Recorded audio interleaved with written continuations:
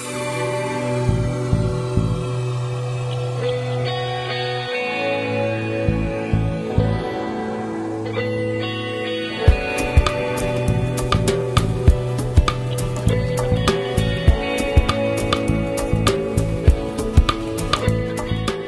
nom du groupe Loukil, UADH, Tijeri Finance, Tijeri Intermédiation, Tijeri Banque,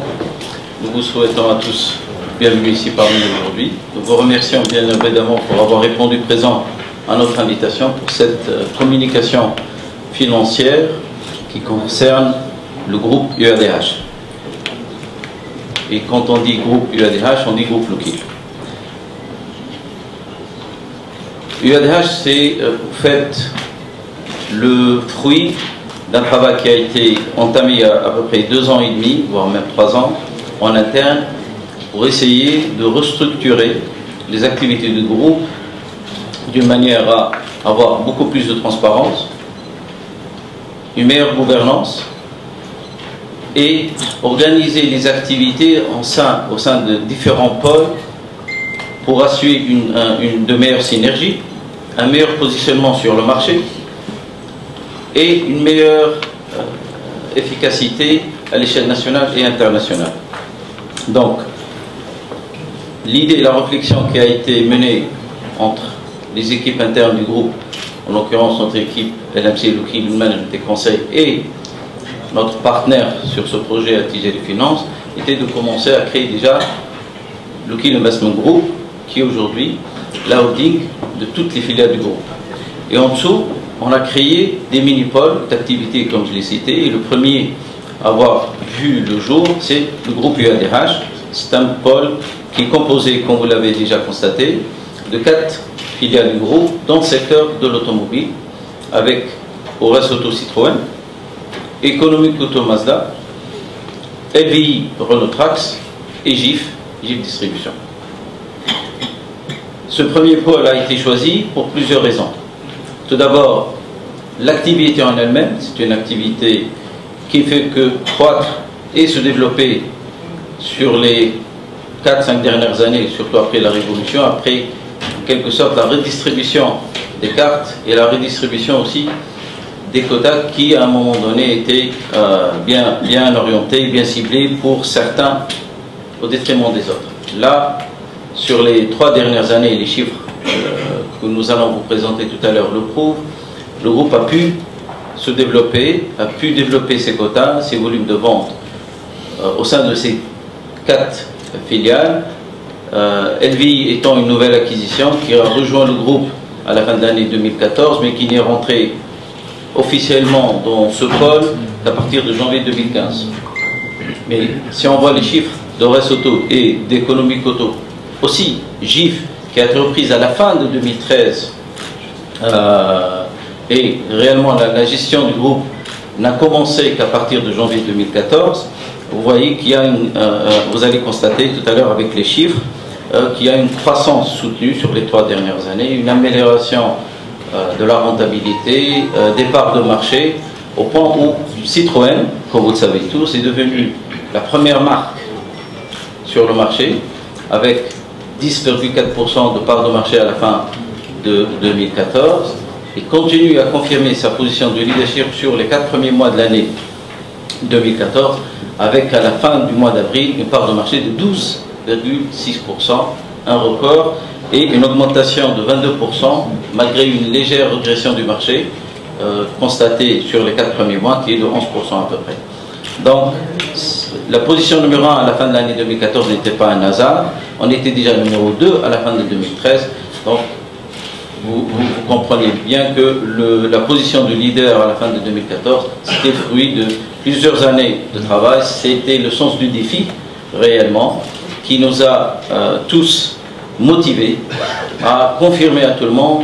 qu'il ne suffit pas d'avoir une marque premier ordre à l'échelle internationale pour être numéro 1, et qu'il fallait des hommes et des femmes derrière une marque qui croient au projet, qui respectent les normes, qui respectent le client et qui sont très bien ancrés sur l'ensemble du territoire tunisien avec un réseau de distribution de taille tel que celui d'Ores Auto et économique de derrière, puisque entre les deux filiales, nous avons à peu près 26 points de vente et nous serons à peu près à 31-32 points de vente d'ici à la fin de l'année. Donc, incontestablement, c'est le plus grand réseau de distribution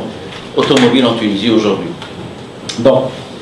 le fruit de tout ça, aujourd'hui, c'est un groupe qui s'appelle UADH, qui se présente en bourse avec tout le potentiel de croissance, avec toutes les possibilités de développement au sein des marques même, puisque les quotas de 2015 confirment une belle surprise. On était parti sur une augmentation de 5 à 6%. On voit qu'aujourd'hui, le groupe UADH a été attribué un quota de 8000 unités. Donc cela se traduit par une augmentation des volumes de vente de 20%, voire 22%, avec la possibilité encore d'avoir des volumes supplémentaires, puisque les 4 chevaux et les ventes sur appel d'offres ne seront pas déduits de ces quotas. Donc il y a encore de la marge de croissance sur ces volumes d'ici la fin de l'année. Et c'est pour ça qu'il y a une semaine, on a annoncé qu'on va reprendre les ventes des 4 chevaux sur la C3 et prochainement sur la C1. Pour Mazda, nous allons avoir beaucoup de surprises cette année. Nous allons bientôt lancer la nouvelle Mazda 2. Il y a encore d'autres surprises avant la fin de l'année. Donc ces volumes, si certains se posent la question est-ce qu'on est capable de les écouler, je vous dis qu'il est fort probable qu'on a cherché des volumes supplémentaires à fin septembre, selon ce qui a été déjà convenu au sein de la Chambre, puisque à fin septembre, toute société, tout concessionnaire n'ayant pas atteint 80% de réalisation de ces quotas, va avoir les autres 20% déduites et redistribuées au sein des autres concessionnaires qui ont atteint les 80%.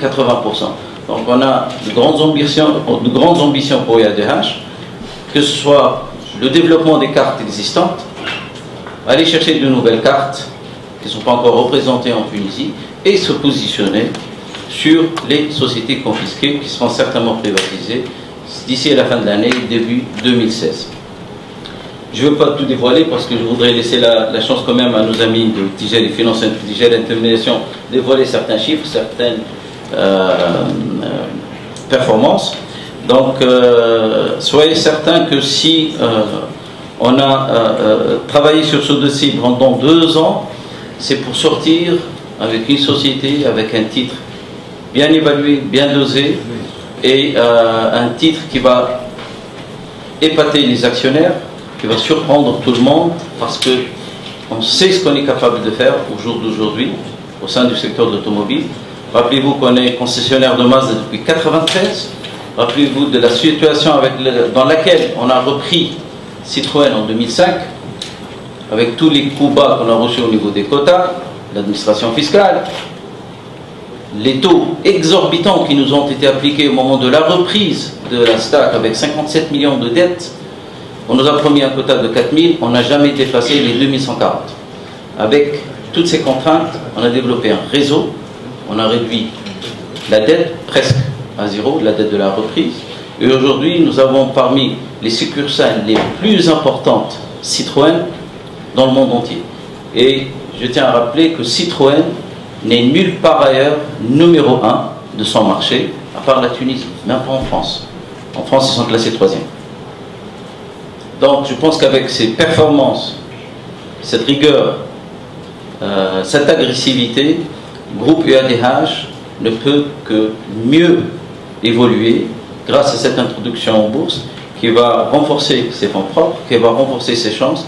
pour de nouvelles acquisitions, plus de développement sur les territoires et aller chercher de nouvelles cartes. Fatmi Skweli, le directeur général de Tigel Finance, qui a été avec nous dès le départ, qui continue à nous accompagner, que je remercie, ainsi que notre équipe de LMC, l'équipe de Tigel Intermédiation, parce que ce n'était pas facile. Parfois, on naviguait dans l'inconnu, surtout quand on développe des business plans qui sont tributaires de quotas, et que tous les 6 mois ou tous les ans, vous avez un changement de gouvernement, une nouvelle politique. Donc, ce qu'on a préconisé en fin 2014, alhamdoulilah, il est en train de se traduire, puisqu'on avait espéré à des quotas supérieurs à ce qu'on avait auparavant. Là, ça se confirme, puisque c'est officiel. Vous avez un quota global de 60 000, dont 8 000 partiront au groupe UADH. Donc, tout ça fait que si on travaille, si la persévérance et si on croit en soi-même, on finit par y arriver. Merci encore une fois pour votre attention. Je vous remercie pour avoir répondu à notre invitation aujourd'hui.